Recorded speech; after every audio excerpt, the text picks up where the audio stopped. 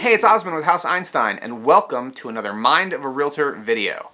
And in this video, I'm going to talk about active listings and notable sales.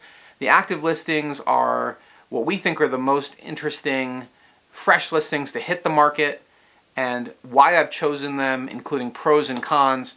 The notable sales are recent closings that I think are educational and will help you understand market conditions here in Boulder, Colorado. If you're only seeing the notable sales, the reason is that you are looking at the public version of this video. Hit pause, go to HouseEinstein.com and subscribe. It's at the top right. That's a subscription link to our Fresh Listings newsletter. We can only talk about active listings in a critical fashion if we share that information with you privately. That's a newsletter that's designed for our current clients and our prospective clients, but we also let our colleagues take a look at our content there too. So feel free to subscribe. We look forward to your interactions. Let's go. All right.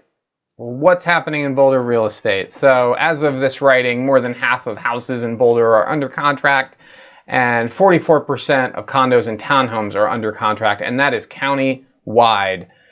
What's happening? Well, I think what we're seeing is the continued flight from density, and there is a lot of activity in certain locations, especially Louisville and Lafayette and Longmont. Other agents on the team are experiencing these bidding wars as well, and it is at most price points, but there's absolutely a concentration of activity toward the lower end of the market. And there's a few links here on content from the blog. Go check that out. And I'm going to skip ahead to notable sales, and then we'll come back to fresh listings. So the first notable sale is 3130 Cottrell Court. This property is in Table Mesa, so we should always start with a good look at what the location is.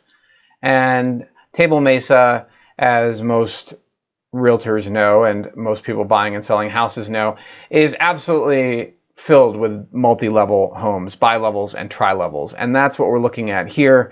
This house is located just off of Gillespie on Cottrell Court. Cottrell Court ends in a cul-de-sac, and the most interesting part about this location is that the side that faces downhill is much more front row and has exceptional views over a very steep hillside, and those views give you a great look at Harlow Platte Community Park and Veely Lake, and you can possibly even see the high school off here to the east. But the stuff on the back row has to look over the front row of roofs and does not have quite the same view corridor. But it's still a great location. It should be a super quiet street.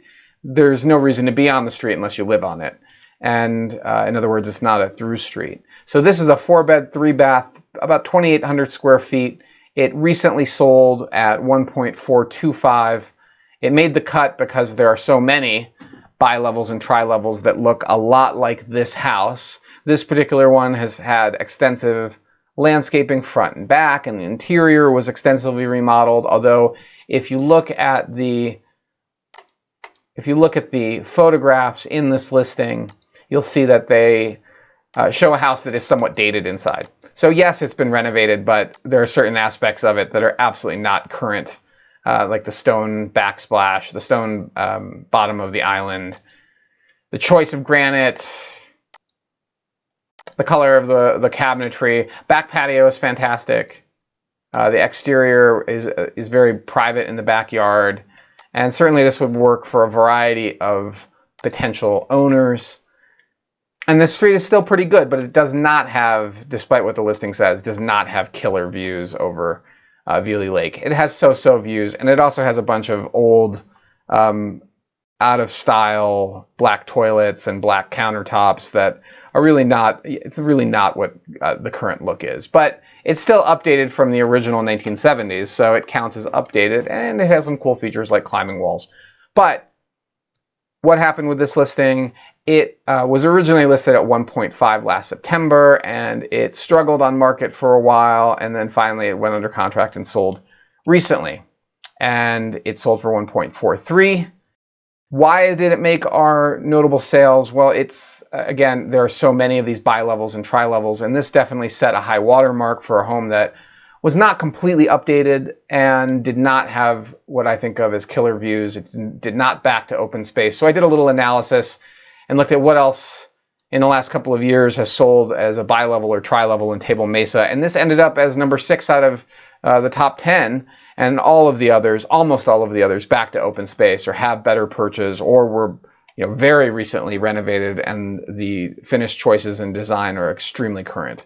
So a very interesting sale to track. And if you, I included a little link here at the bottom because one of those top 10 actually made the list twice. 2365 Hillsdale Way made our list twice, and it did so for not such a great reason. It sold in 2018 for 1.37, and then it sold again just recently for 1.31. So that owner lost a bit of money on the resale of that house. They probably were engaged in a bidding war and went a little bit too aggressive in 2018, and then they lost some money when they just sold it, I believe, just a couple of weeks ago.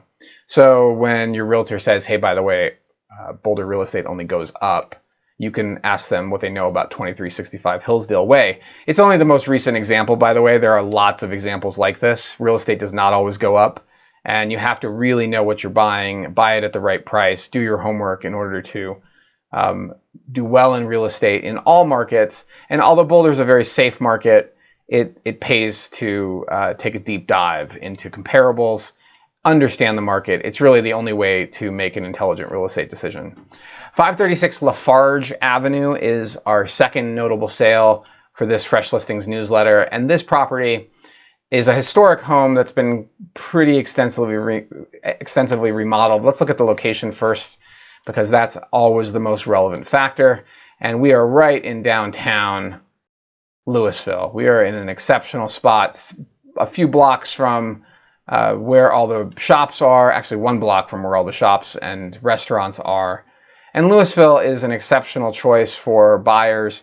It does not have the college student density. It does not have the late night activity that Boulder does. It's much more of a family town, and it also doesn't have the same transient population that is in Boulder.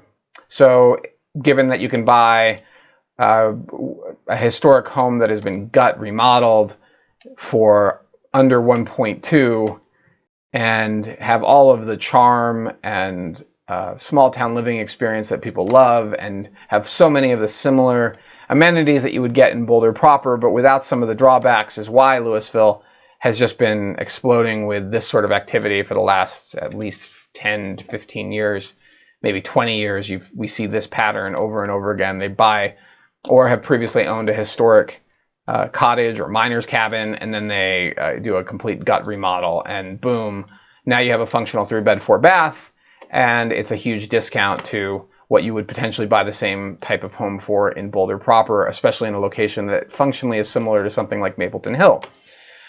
With all of that said, this particular property did not fly off the market because of 1, 2, 3. They listed it at the worst time of year. 2, they listed it prior to they were done with their renovation. And 3, they initially overpriced it. They shot way too high. They asked 1.375, almost 1.4. And that was way too high, especially in December, and especially as COVID came on, and the market has been kind of like a faucet on and off, particularly in the first quarter. So anyway, if you're interested in downtown Louisville, I also included a link of all of the other recent downtown restored or remodeled or renovated homes. Absolutely worth checking out. You'll find that link at the bottom. Okay, now let's go to the fresh listings that made the cut this week. I'm stopping at this point. If you are not seeing anything after this, it's because you are watching this on YouTube or on Facebook or some other public media channel. And in order to get the next level of content, you need to have been subscribed to our Fresh Listings newsletter. Go to HouseEinstein.com, click subscribe, and you'll have immediate access to the next segment of content.